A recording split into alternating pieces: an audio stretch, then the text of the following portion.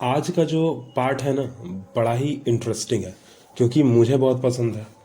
और आज जो है हम रीजनिंग, तार्किक, तर्क शक्ति में जो है श्रृंखला परीक्षण के बारे में जो है जानकारी लेंगे थोड़ी सी।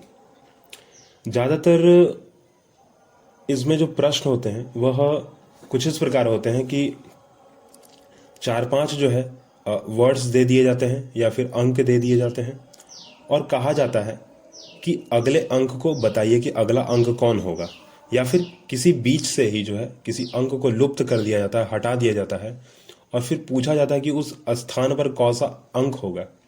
ठीक है, जैसे कि एक उदाहरण के लिए अगर लिया जाए तो मैं देता हूं क्वेश्चन एक कि 3, 6, 10, 16, 21 ये एक अंक श्रृंखला है। ठीक है, इसमें से हमको यह बताना है कि श्रृंखलाओं में से वह कौन सा एक अनुक्रम है जो श्रृंखला में नहीं आता है।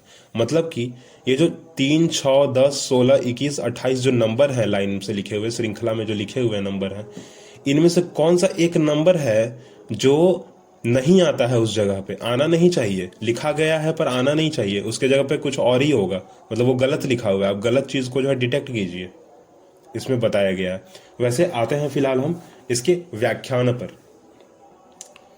अक्षर या फिर संख्याओं का वह अनुक्रम जिसमें अक्षर या फिर संख्या किसी निश्चित नियम अनुसार व्यवस्थित हो, उसे क्या कहते हैं भाई? तो श्रृंखला कहते हैं। इस परीक्षण के अंतर्गत प्रश्नों में श्रृंखला के रूप में जो अक्षर संख्या दी जाती है, अक्षर या फिर संख्या दी जाती है, उनमें प्रत्येक अगला अक्षर या संख्या एक निश्चित एवं क्रमबद्ध नियम से पिछले अंक और संख्या से जुड़ा हुआ होता है। परीक्षा में इसी नियम की पहचान करते हुए प्रश्नवाचक चिन्ह लगा दिया जाता है, या फिर प्रश्नवाचक चिन्ह के जगह पे जो है आपको जो है ढूंढना होता है कि कौन सा अक्षर होगा या फिर संख्या होगा अकॉर्डिंग टू क्वेश्चन के हिसाब से।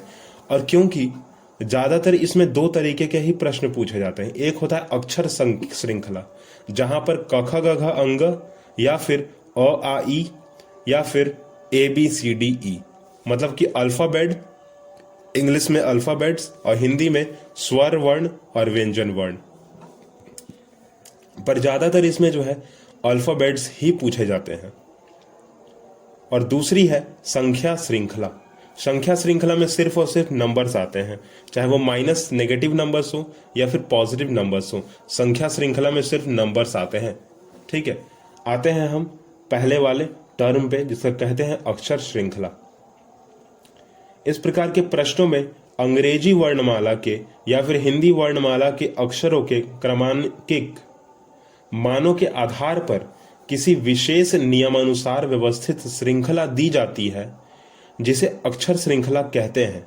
दी गई श्रृंखला में परीक्षार्थियों को, मतलब जो एग्जाम देने वाले लोग हैं, जो स्टूडेंट हैं, को लुप्त या फिर प्रश्नवाचक चिन्ह के स्थान पर कौन सा अक्षर आएगा या कौन सा शब्द आएगा उसको बताना होता है।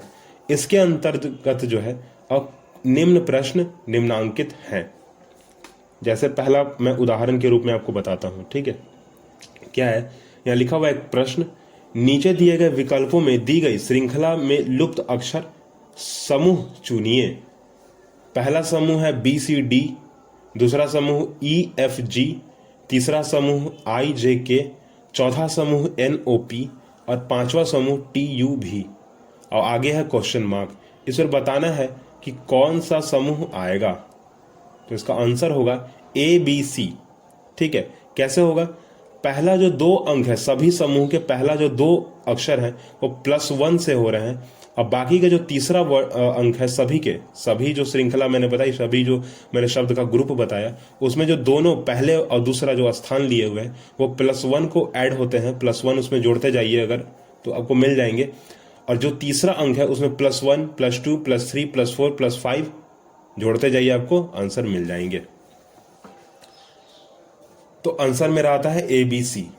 ठीक है, अब दूसरा संख्या श्रृंखला।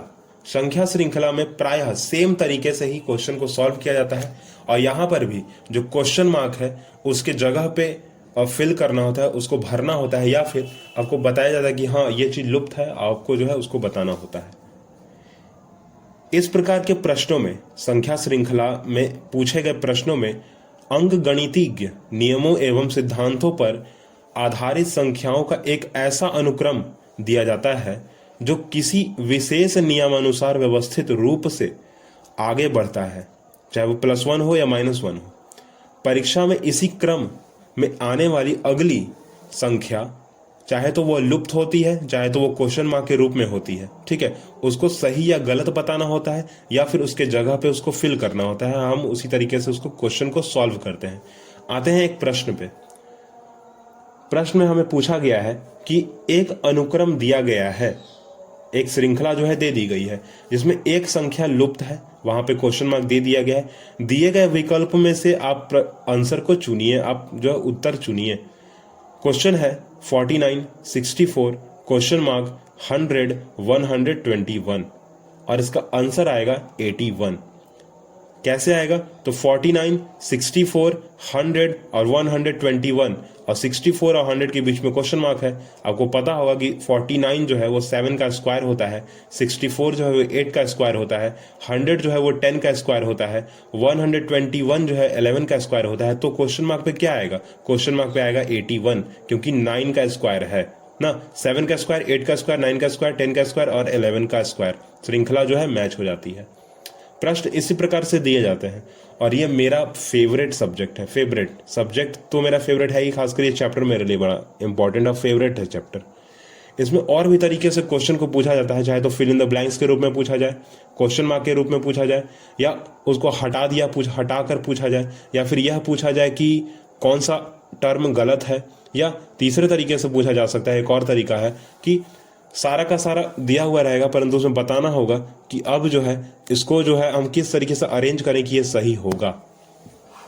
श्रृंखला परीक्षण में ये सारी की सारी चीजें आती हैं, और बड़ा ही इंटरेस्टिंग और बड़ा ही रोचक कह लीजिए तर्क शक्ति, ठीक है। तर्क शक्ति और रीजनिंग का जो है, तर्क शक्ति ही हिंदी में कहते हैं रीजनिंग को, या तार्किक कह लें, ठीक है। दोनों का मीनिंग रीजनिंग ही है, और ये मेरा फेवरेट चैप्टर है, इसलिए मैंने आपको बताने की ज़रूरत समझी। और मुझे लगता है कि इस प्रश्न से जो है आप अपने बारे में भी कुछ जान सकते हैं, क्योंकि इस चैप्टर में जो है ना हमें सिर्फ इतना सिखाया गया है कि कोई भी चीज़ लुप्त है, या फिर कोई भी चीज़ नहीं है, या कोई फिल इन द ब्लैंक्स है, तो उसको भरा कैसे जाए, कौन सा तरीका लगाया जाए कि भर जाएगा वो, ठीक है। चाहे वो अंकगणित हो, चाहे वो अक्षर हो।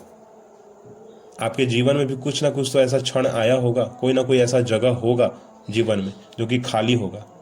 अब आप ही को वो सोचना है कि उस जगह पे किसको लाया जाए, किस तरीके से लाया जाए, और कौन सी तार्किक लगाई जाए, कौन सी तर्क शक्ति लगाई जाए, कौन सी रीजनिंग का प्रयोग किया जाए, कौन से रूल रेगुलेशन का फॉलो किया जाए, ठीक है, जिससे आप जो है थोड़ा खुश रहें और आबाद रहें।